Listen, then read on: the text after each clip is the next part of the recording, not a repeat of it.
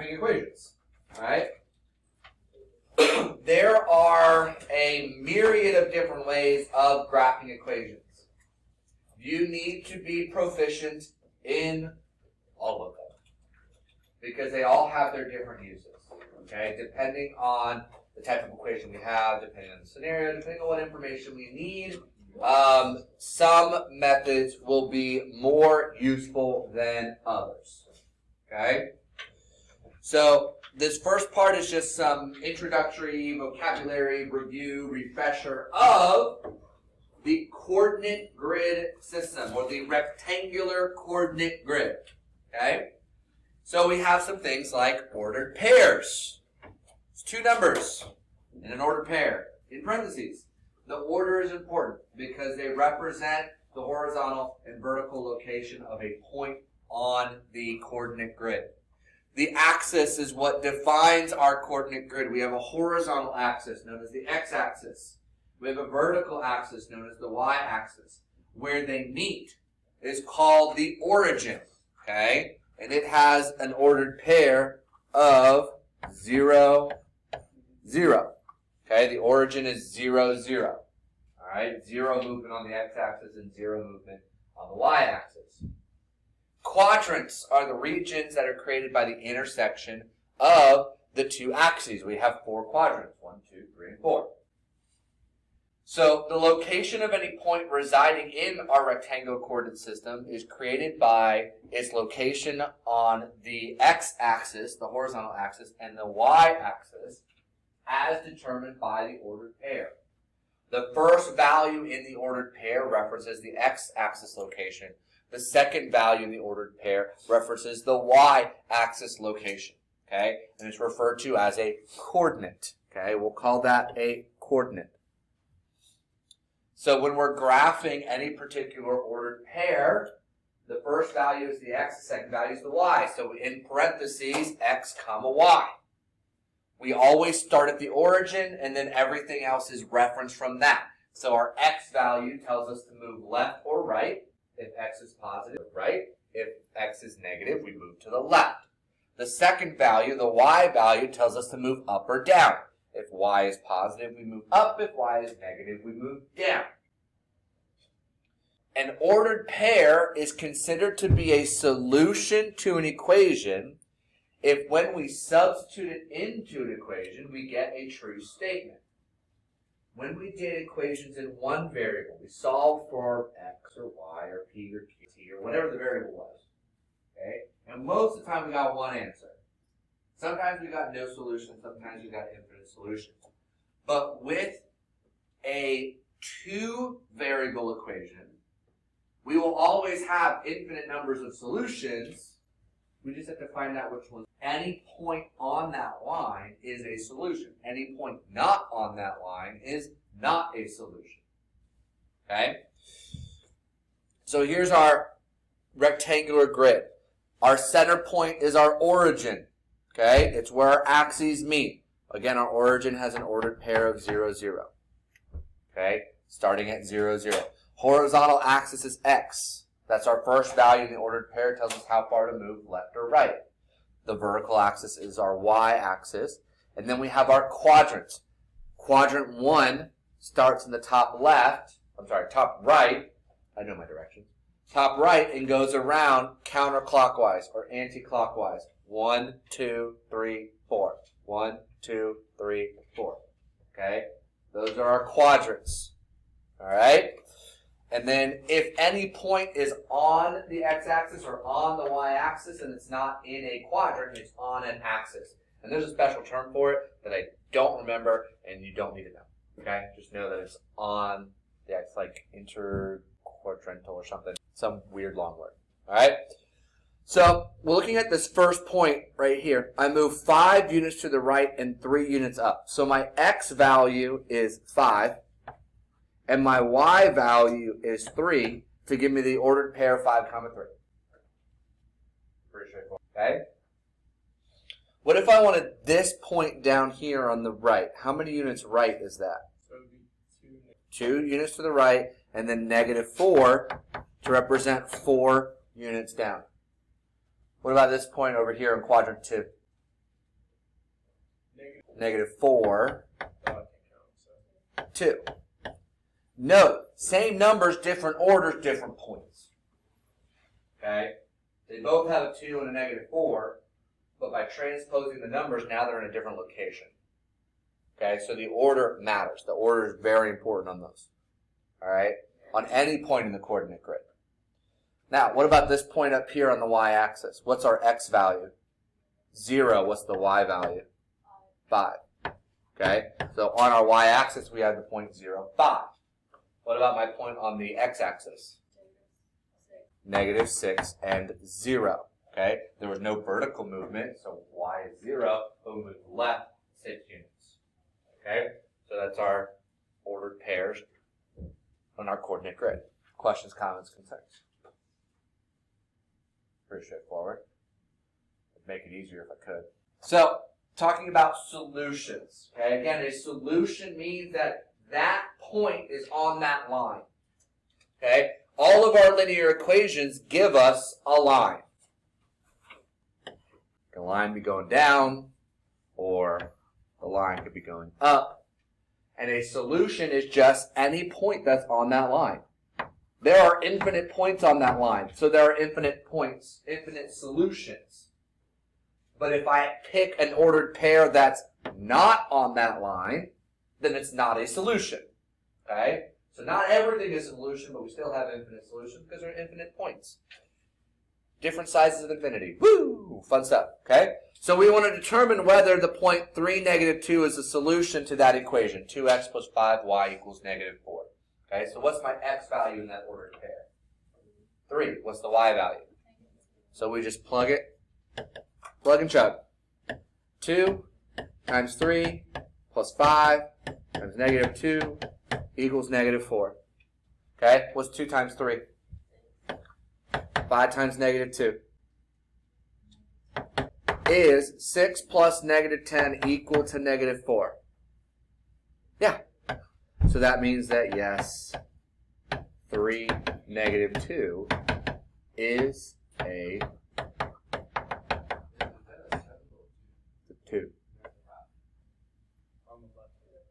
2. Okay?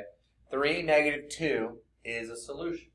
So if I look at my graph, if I look at my line on my graph, I have the point 3, negative 2 is somewhere on that line, meaning it's a solution. All right, so for my second one, what's my x value? What's my y value? 6. Okay, so 3 times negative 1 minus 6, negative 3 minus 6. Does that equal 5? No. So no, negative 1, 6 is not a solution. That means negative 1, 6 is somewhere not on the line. It's not on the line, meaning it's not a solution.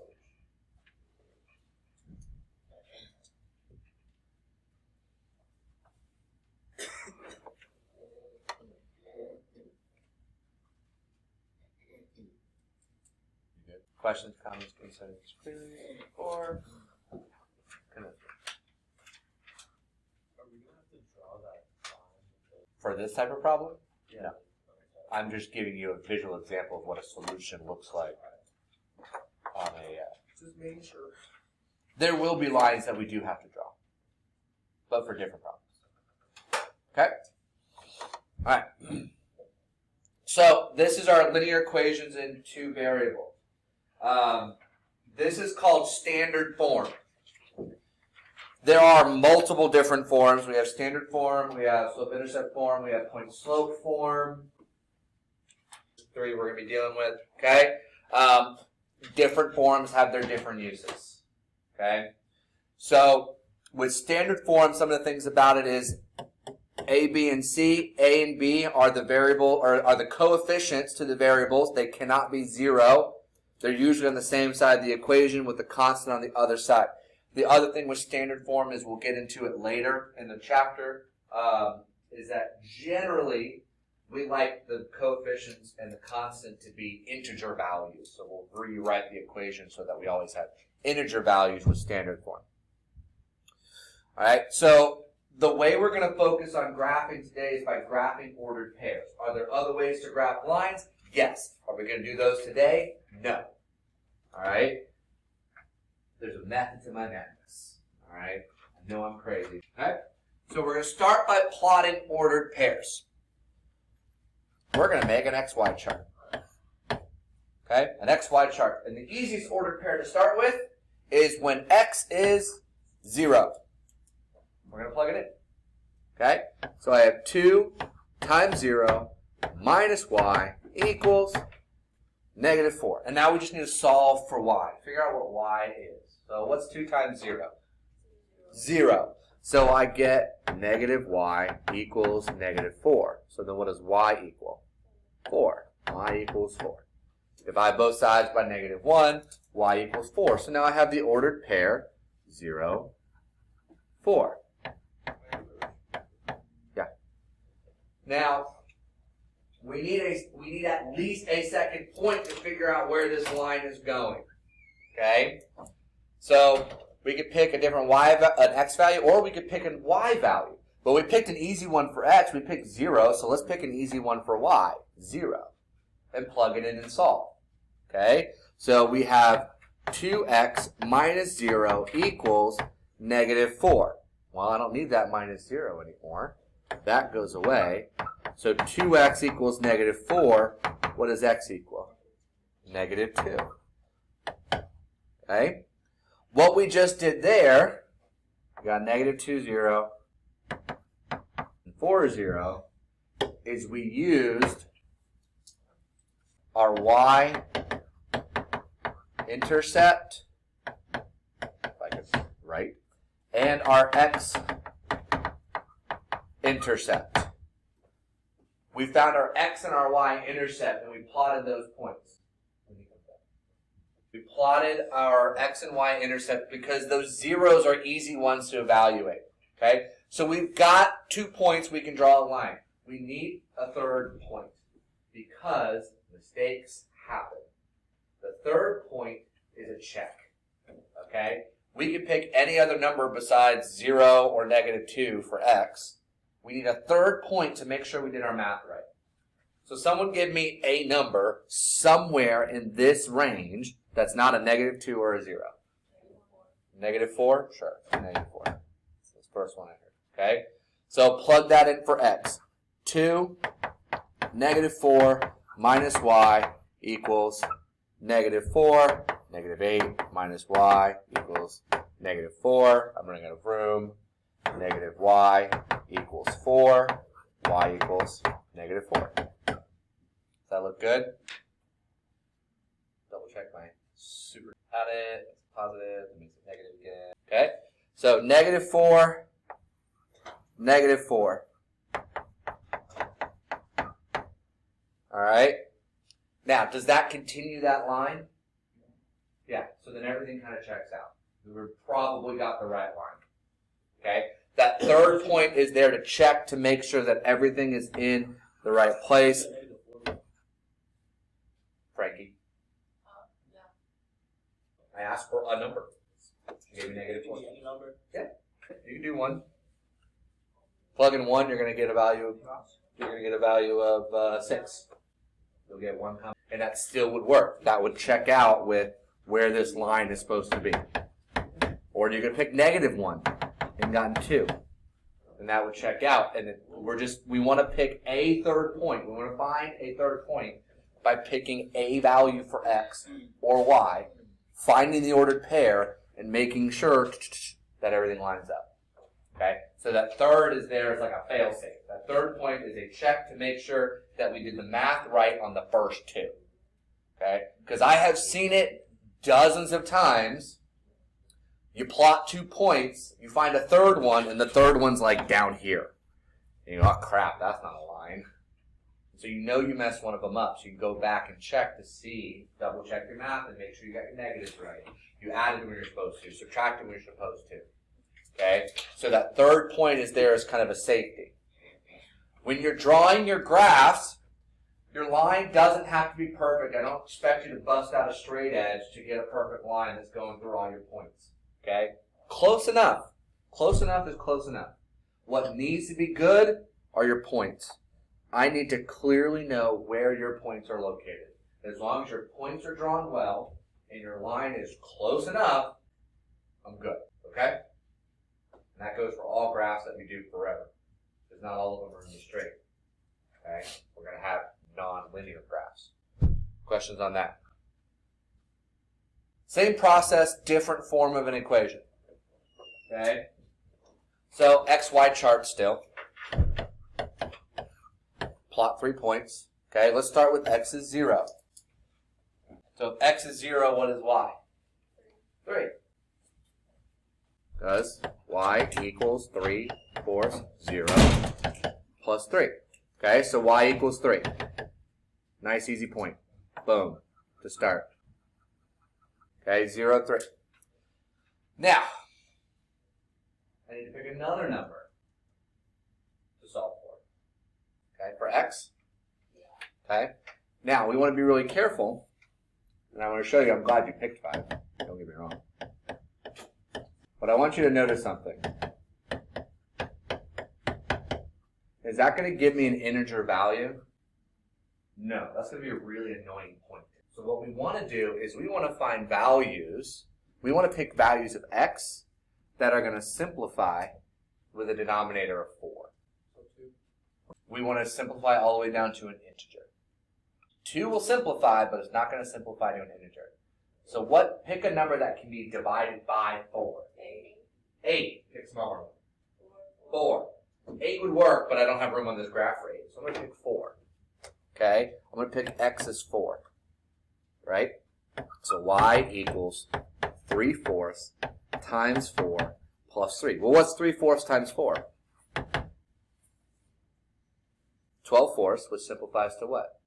3. Gives me 6. Now I have a nice, pretty integer value, which is a whole lot easier. 1, 2, 3, 4, 1, 2, 3, to graph. 4, to make my life easier.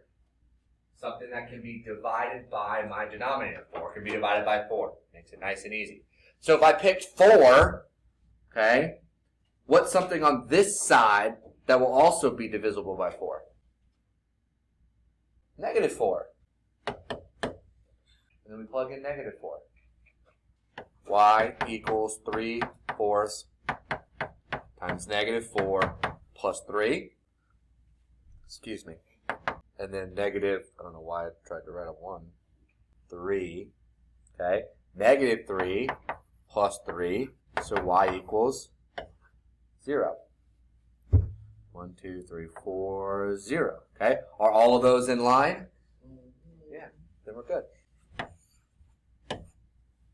There's my points. Okay? There's my line. All 3 of them make straight lines.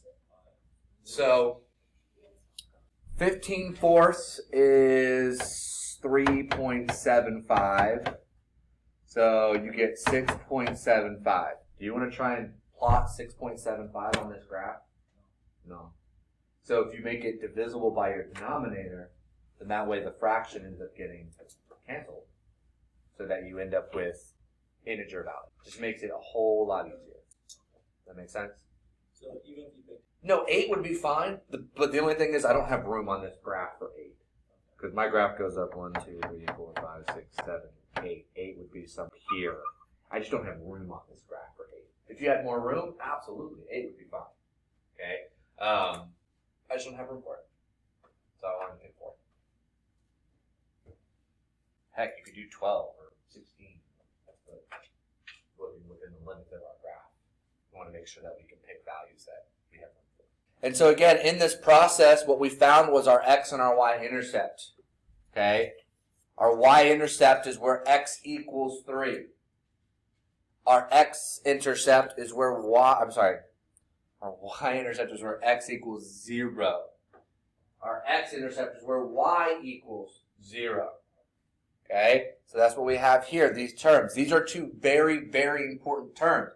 And when you have to plot points, these are really good points to choose.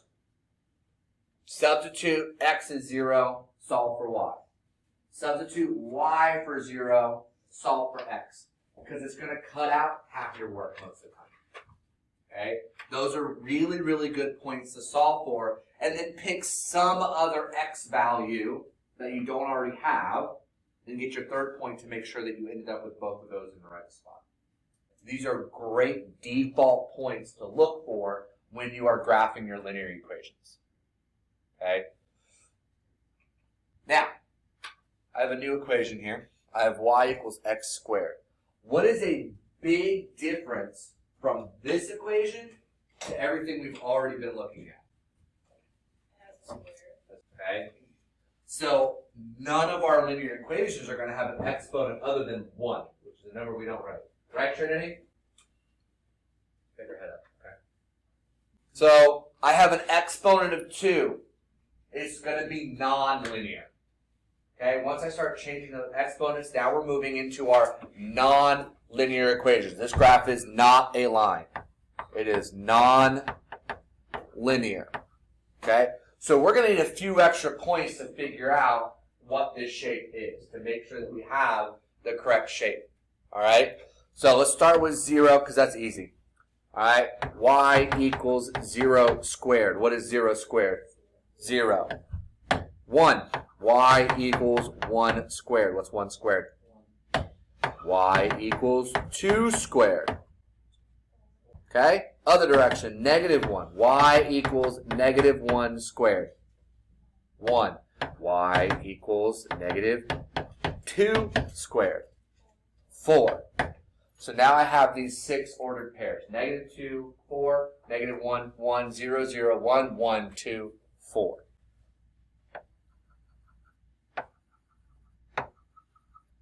Clearly not a line. Okay, clearly expected that. It's a non-linear equation. It is a parabola. Look at you, smarty pants over there. Parabola. Parabola.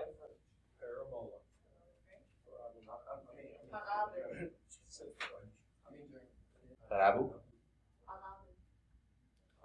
I feel like I might choke trying to say that. Okay? So our parabola, it's a U shape.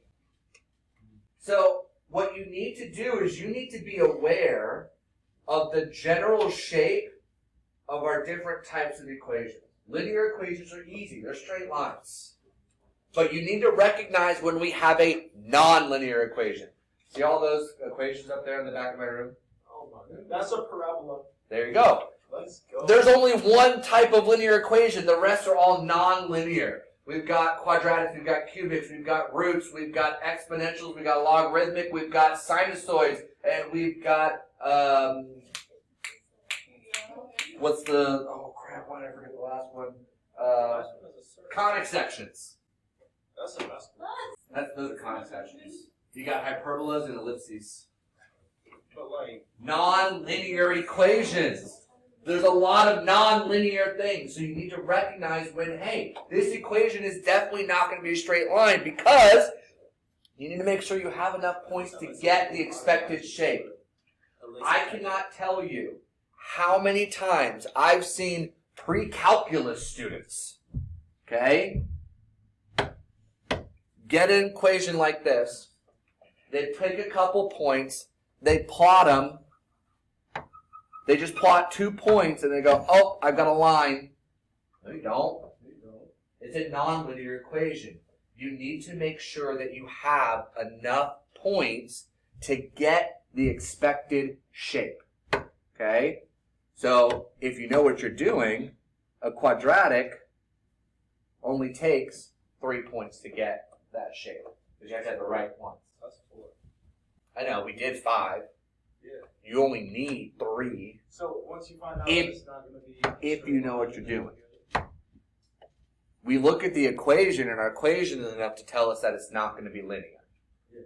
This tells me it's not going to be linear. So whenever this is a square. Yes. Information knows it's not linear, so I just need to get enough points to fill in that shape. Yeah. If x were negative, would the parabola just be facing Yes. Upside down. negative? Okay. If we had Is there any way to make Because what it would do is once we square it, then we change the sign, and that changes all of those to negative. Does it make it a little better than the one that's like sideways? Oh my god. That's crazy. Concepts, man, they're fun. We're getting good stuff. This is stuff that makes them smile. Okay? So, you got to know the shape, you got to recognize it. And we'll get into what we call transformations at the end of the unit. And it gives us tools to figure out where our important points are going to be so that we don't have to just guess. We have like an area of things that we can check. All right? So this is another non-linear equation. Okay? Absolute value. So this is going to be positive. So what's the absolute value of negative 2? 2. What's the absolute value of negative 1? 1. 0. 0. 1. 1. 2. 4. Say 4. You're only sounding a little cultish with those chants. Okay? So I have these points. Derek. We've got these points here. Similar to a quadratic, definitely not linear, but it makes a V shape. Okay? It's still not linear because it's not a straight line all the way through. We have that bounce back up. So again, it's making sure that we have enough points to match that shape.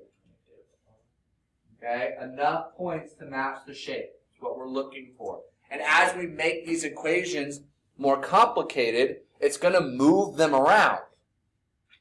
But we can still plot, if I had y equals the absolute value of x plus 1, all it's going to do is going to move everything up. Because I find the absolute value and then I add 1 and I get new values of 3 and 2 and 1 and 2 and 3. And so then it moves my entire graph up. But it still has the same shape. So it's recognizing what that shape should be so that you have enough points plotted to know where everything is, to follow that trend. Okay? And then we'll get into more details about identifying some of those key features. But for now, what's the general shape? And let's plot a few points to figure out where it's going to be. Okay? Questions, comments, concerns, queries, or conundrums? This is really where the fun stuff is.